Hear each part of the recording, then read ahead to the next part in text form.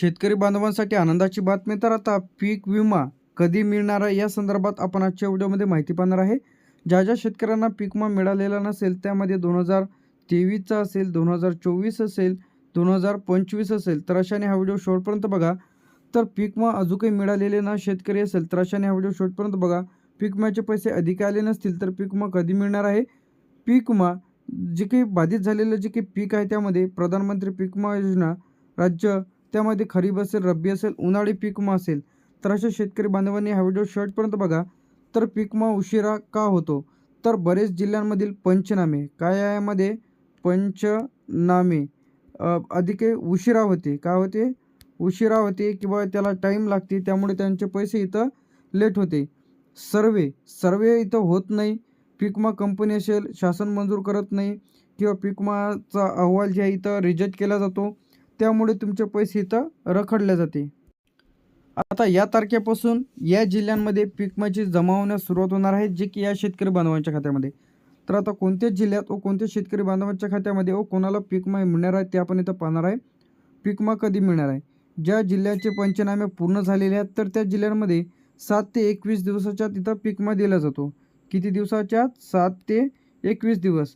कधीकधी 7च दिवसात पीक विमा सर्व जिल्ह्यांमध्ये पैसे इथं पाठवले जाते. तर आता ज्या जिल्ह्यातील सर्वे इथं अधिक राहिलेले आहे, ज्या जिल्ह्यातील पंचनामे पेंडिंग आहे, तर टप्प्याटप्प्याने वाटप इथं होणार आहे. तर आता 17,000 रुपये जे की इथं एकनाथ शिंदे यांनी सांगितलेलं व देवेंद्र फडणवीस यांनी मोठी घोषणा केली होती की 17,000 रुपये हेक्टरप्रमाणे सरसकट पीक विमा तुम्हाला इथं मिळणार आहे. तर आता पीक विमा कुठे जमा होतो? तर सर्व शेतकरी बांधवांच्या लिंक खात्यामध्ये, आधार लिंक खात्यामध्ये तुमचे पैसे इथं जमा केले जाते, जी की DBTच्या माध्यमातून. तर आता काही जणांना SMS देखील येते की तुमच्या खात्यामध्ये पीक विम्याचे पैसे इथं जमा झालेले आहे. तर नसेल तर तुम्ही इथून स्टेटस देखील चेक करता येणार आहे.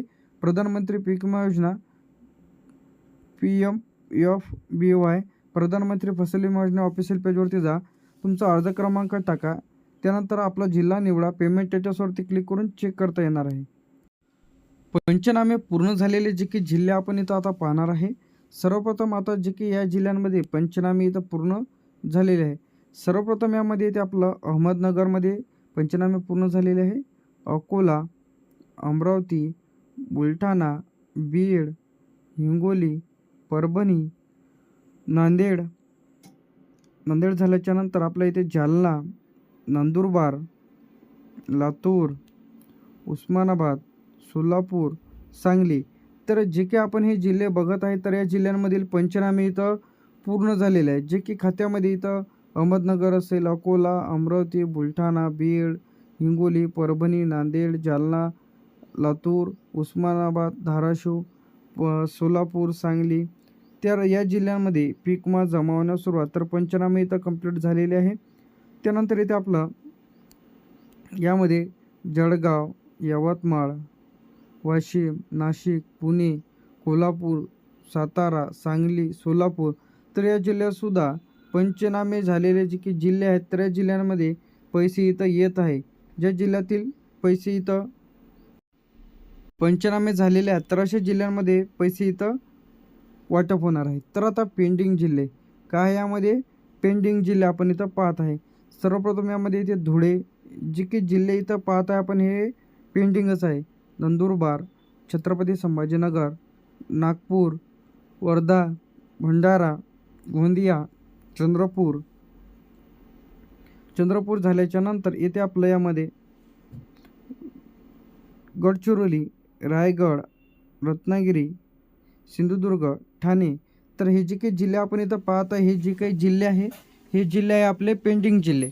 तर या जिल्ह्यांमध्ये पीक विमा इथं जमा होईल. त्यानंतर इथं पालघर येथे आपलं मुंबई शहर, मुंबई उपनगर, ठाणे, तर या जिल्ह्यांमध्ये पीक विमा जमा होण्याकरिता टाईम लागणार आहे. तर जेव्हा तुमचे पंचनामे इथं पूर्ण होतील तेव्हाच तुमच्या खात्यामध्ये रखडलेला पीक विमा जमा केला जातो. जर तुमच्या खात्यामध्ये पीक विमा आलेला नसेल तर घाबरण्याचं काही कारण नाही. तर येत्या 7 ते 15 दिवसाच्या सर्वांच्या खात्यामध्ये पीक विमा इथं जमा होणार आहे. पीक विमा नुकसान झाल्यानंतर ज्यांनी ई-पीक पाहणी केलेली आहे, कृषी अधिकारी असेल, कृषी सहाय्यक असेल, तलाठी असेल, पीक विमा प्रतिनिधी असेल, तर अशाशी तुम्ही संपर्क साधा. टक्केवारी नोंदणी जास्ती प्रमाणामध्ये ज्यांची कमी असेल तर त्यांना कमी भरपाई दिली जाते.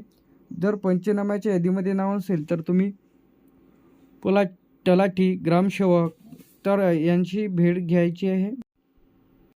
हे जे पैसे आहेत ते सर्व जिल्ह्यांमध्ये, तालुक्यांमध्ये व गावांमध्ये पैसे वाटप इथं पीक विमा कंपनीने. तर आता यामध्ये अंदाजे 7 ते 21 दिवस इथं लागू शकते पीक विमा जमा होण्याकरिता. बरेच जिल्हे पेंडिंग का राहते, तर बरेच जिल्ह्यांमधील व बरेच गावांमधील सर्वे बाकी राहते. पावसामुळे जे काही पंचनामे इथं रखडते, त्यानंतर पीक विमा कंपनीकडून व्हेरीफाय होत नाही. जे काही तुमचा डेटा आहे ते अप्रूव्हल होत नाही, त्यामुळे तुमचे पैसे इथं रखडल्या जाते. पैसे आले नसतील तर काय करायचं आहे?